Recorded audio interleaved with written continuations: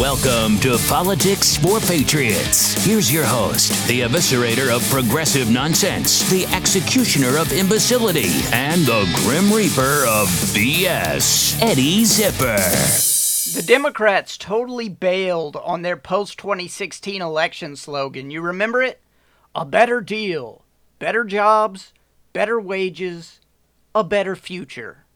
Instead, they've now decided to go with the vaguer, more hope-and-changey, for the people. For the people. What does that even mean? I mean, at least better jobs and better wages meant something. For the people? What? What are you offering for the people? Abolish ICE for the people? Open up all the borders for the people? Roll back tax cuts for the people? It's a funny slogan because nothing they do is for the people. It should be for the swamp. That should be their new slogan, for the swamp. So the reason they chose to abandon the better jobs, better wages slogan could not be more obvious. Right? What's the sense in promising people what the Trump administration and the Republican Congress are already delivering? Right? President Trump's approval numbers on the economy are outstanding. Check out the brand new Harvard-Harris poll. Do you approve of the job President Trump is doing on stimulating jobs? 56% say yes. Do you approve of the job President Trump is doing on the economy? 55% say yes. 70%, that's a huge majority. I mean, 70% is just absolutely overwhelming. 70% say the economy is strong, while 30% say it's weak. And we all know who those 30% are, right? I mean, we hit 4.1% growth last quarter, so the 30% saying it's weak obviously don't have a clue what they're talking about. Those 30% are partisan hacks. Okay, those are just people who are going to say everything is bad just because Trump is president. They don't even know. All right, so President Trump is absolutely crushing it on the economy, and everybody in America knows that. Everybody is seeing it. Nobody wants the Democrats' better deal, right? Nobody believes that it's a better deal. The whole reason we needed a better deal was because of 8 years of Obama policies restricting economic growth. So, no running on jobs for the Democrats, no running on wages, no running on jobs. Instead, they're going to run on for the people. So for the people is apparently a three-tiered idea based on healthcare, infrastructure, and a third thing. And the third thing is the one that interests me today, and that third tier is exposing Republican corruption. Unfortunately, exposing Republican corruption is really about witch-hunting Republicans. Specifically, one Republican, President Trump. Right? Instead of for the people, they should have gone with a slogan like this: McCarthyism is back. What they call exposing Republican corruption is the new Democratic McCarthyism that more and more Americans are starting to catch on to every day. All right, this is fooling fewer and fewer people all the time. Nobody believes in the Russia collusion hoax anymore. It's just a very small number of people who believe that. So McCarthyism is back, and it's pretty obvious. According to the latest Harvard-Harris poll, a plurality of Americans don't believe that Mueller has found any evidence of Trump-Russia collusion. And I am part of that plurality because I can tell you, if he had found it, it would have leaked immediately. Because that's what they're after over there. Every time they thought they had something, it leaked, and it ended up embarrassing the news media. So, a huge majority, 59% of Americans, say that the Mueller investigation is hurting the country. And that number keeps going up. It's at 59% now. 73%, I mean, we're getting into huge majorities. 73%. That's a super majority. Okay, a super majority says that A special counsel needs to be appointed to investigate abuses at the FBI. Okay, so people are more certain that the FBI did something wrong than they are that President Trump did something wrong. So consider what has been exposed since the early days of the Trump-Russia Red Scare that we're living through. We found out that the Clinton campaign and the DNC financed the Steele Dossier. We found out that the FBI used the dossier as evidence to get a surveillance warrant on Carter Page. We found out that the people in the upper echelons of the FBI were clearly biased against President Trump. We'll stop it. Remember? You remember the whole Peter Strzok testimony in front of Congress? The evidence of bias is just overwhelming. He can say, oh, you're taking that out of context. Ignorant hillbillies is a term of endearment. Nobody believes that. All right, what else did we find out? We found out that they used news stories based on the dossier to verify the dossier. That is one of the dumbest things we're dealing with. Everybody should see how ridiculous that is.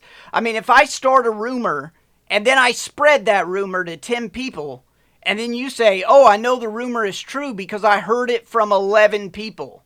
Obviously, that is not how evidence works. We've seen the fake news media try over and over to expose President Trump, and they've gotten burned every single time. Every time they keep having to correct and retract those stories, right? People got fired at CNN. Brian Ross got suspended at ABC. So 0 indictments have come down based on Trump-Russia collusion. 0. All right, there's been indictments, but none of them for Trump-Russia collusion. We just got word from the New York Times that Mueller is now going through President Trump's tweets in a desperate attempt to get Trump on obstruction of justice. The whole basis for the collusion aspect of the Mueller investigation is a left-wing invention. He has to go after President Trump on obstruction of justice, or he has to interview President Trump and get him to tell a lie, because those are the only ways to get him on anything, because there is no Trump-Russia collusion. All right, all this is a McCarthyite list of people in the administration with ties to Russia. It's a list of people with ties to Russia. What does that sound like? Who else had a list? Joe McCarthy. So, McCarthyism is back, and it makes sense that it would be. Where did it stem from the first time around? Right? The first time when the actual Joe McCarthy was doing his thing in Congress, where did it stem from? The miracle election of 1948. Republicans were promised by the media, the pollsters, the elites, that Thomas Dewey would definitely, without any doubt, be the next president of the United States. Secretary of State General George Marshall said to Harry Truman after that election, "You have put over the greatest one-man fight in American history." I think that it is now the second greatest one-man fight in American history. Donald Trump surpassed it in 2016. Right? Harry Truman had advantages that President Trump never had in 2016. Truman was the incumbent president, whereas Trump had never held professional office. Clifford Berryman drew a cartoon where Trump and Dewey are looking at a bulletin board, and the bulletins read, poll, Dewey given 27 states. Poll, Dewey to win 30 states. Poll, Dewey will win 333 electoral votes to Truman's 82. And Dewey is standing next to Truman. He's saying, what's the use of going through the election?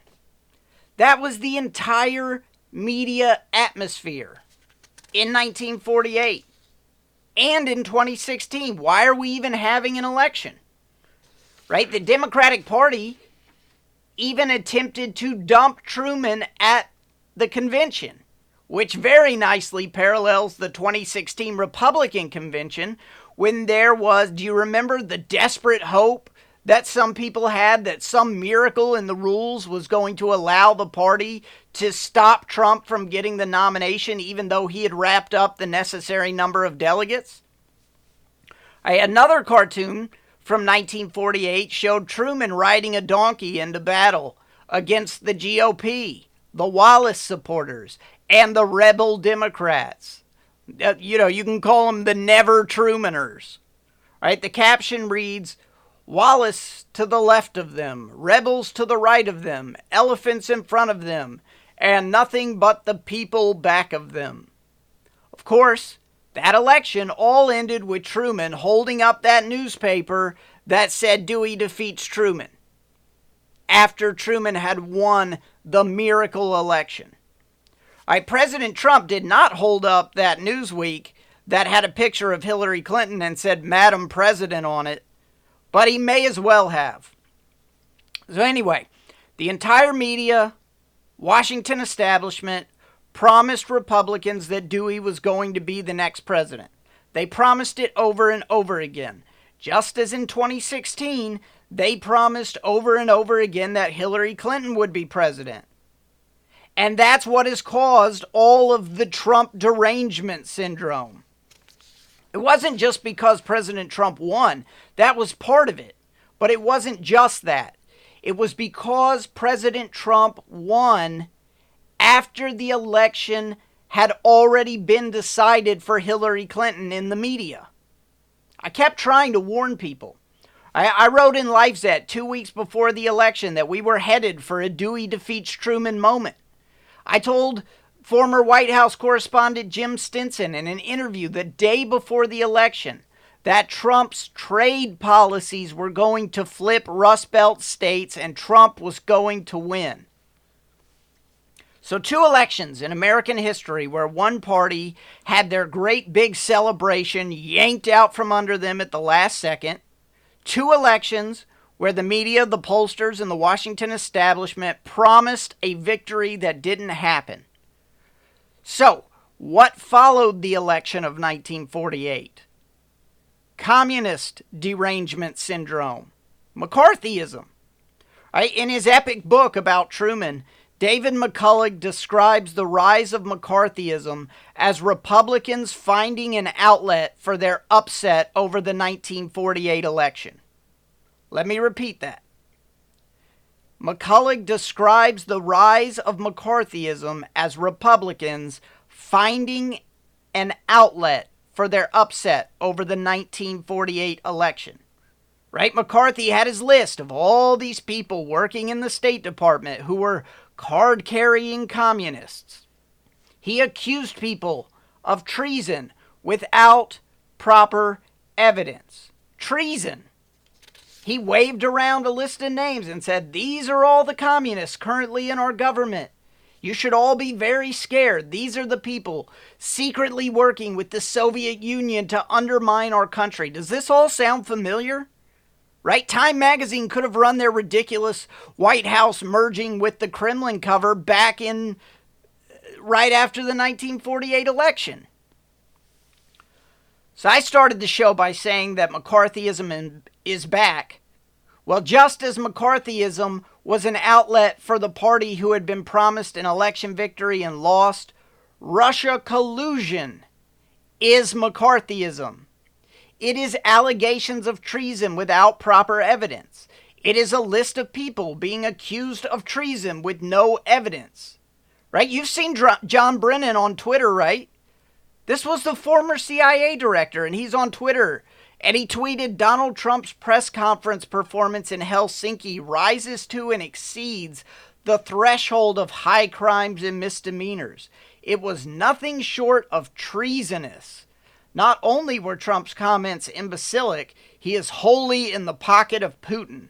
Republican patriots, where are you? And this is exactly what the McCarthyites said over and over again. Oh, this isn't partisan. Everybody from both parties has to be on board with this because this is about saving America from all the treasonous people on my list. John Brennan, former CIA director, now anti-Trump Twitter nut. If you don't know this, he voted for communist Gus Hull to be president of the United States in 1976. That's during the Cold War. And Gus Hull, the guy Brennan voted for, was a legit communist. I mean, a guy who was literally rooting for the Soviet Union. So fast forward a little bit, and now we have John Brennan alleging that Trump is treasonous because of an off-the-cuff remark at a press conference. Trump is in Putin's pocket. Trump should be impeached. Well, where's the evidence? The answer to that is there is none. We know the only evidence is the dossier that Comey acknowledged under oath was salacious and unverified. We know that the dossier was paid for by the DNC and the Clinton campaign, who hired Perkins Coie, who hired Fusion GPS, who hired Christopher Steele, who assembled the dossier. We know the news articles that supposedly confirm information from the dossier are based on briefings from Christopher Steele with information from the dossier. That is circular reasoning. We know that Russia's endgame was not to help Trump win the election, as the media likes to pretend and say over and over. It was to use the election to create division. The first round of indictments of Russians for interfering in the election showed clearly that the goal was not to help Trump win. The media has pushed and pushed that that was the reason, but it wasn't. The purpose was to sow discord and to divide. On November 12, 2016, just a few days after Donald Trump was elected president of the United States, a protester attending an anti-Trump rally outside Trump Tower held up a cardboard sign reading, "Putin won." The irony was lost on this person who had no idea he was participating in a rally organized by Russian operatives. But that's exactly what it was, according to the 13 indictments that Mueller issued back in February. Michael Moore was at that rally, tweeting about how fantastic and impressive it was. Imagine that. A man who loves to tweet all day long that Trump is in love with Russia and that he's Putin's puppet was an unwitting stooge playing a part in a Russian-produced anti-Trump screech fest. All right, the vice president of advertising for Facebook, a guy named Rob Goldman, tweeted this thread after those indictments came down. Most of the coverage of Russian meddling involves their attempt to affect the outcome of the 2016 U.S. election. I have seen all of the Russian ads, and I can say very definitively that swaying the election was not the main goal. The majority of the Russian ad spend happened after the election. We shared that fact, but very few outlets have covered it because it doesn't align with the main media narrative of Trump and the election. All right, this is an executive at Facebook who has seen all the ads and is telling you that the media narrative is right. Do you think this guy is a right-wing conservative? Because I guarantee you that he's not. All right, continuing. The main goal of the Russian propaganda and misinformation effort is to divide America by using our institutions like free speech and social media against us. It has stoked fear and hatred among Americans. It is working incredibly well. We are quiet divided as a nation. The single best demonstration of Russia's true motives is the Houston anti-Islamic protest. Americans were literally puppeted into the streets by trolls who organized both sides of the protest. All right, so that's all from an executive at Facebook, the guy who has seen all the ads telling us that the mainstream media narrative does not match what Russia was actually up to. And if you read those indictments, you will see that he is correct. That they were playing both sides. They were not trying to get Donald Trump elected president. That's just what the media likes to tell everybody. It's not true. All right, in the second round of Mueller indictments from a couple weeks ago, it's glossed over, but there are two mentions that the phishing scams that the Russians were engaging in went after email addresses listed on Republican Party websites as well as after the Democrats. Devin Nunes told us that the indictments left out the attacks on Republicans. He said to Maria Bartiromo, in the indictment, they leave out some really important people that they also went after. So the indictment plays like they are only going after the Democrats, when Bob Mueller and all his investigators and his lawyers know for a fact that they also targeted Republicans. Why is that not in the indictment? It makes the indictment look ridiculous. So all the evidence shows that the goal of the Russians was not to help Trump win, but to sow discord in our political system. And let me tell you, nothing they did on social media has achieved that nearly as well as one document has. One collection of Russian misinformation. And that collection is the Steele Dossier. Why are people being held accountable in indictments for inflicting memes and trolls on the U.S. election through social media, but nobody is being held accountable for proliferating Russian propaganda via the Steele Dossier? Trump's entire presidency has been dragged down by the Steele Dossier, which led to the Mueller investigation. That means that the most substantial Russian interference in our government was invited in. The Steele Dossier was invited in by the DNC and the Clinton campaign who paid for it. It was invited in by the DOJ and FBI who have used the unverified and salacious document as though it were real, legit evidence. They're the ones undermining our government because they think it will undo an election that they didn't like the results of.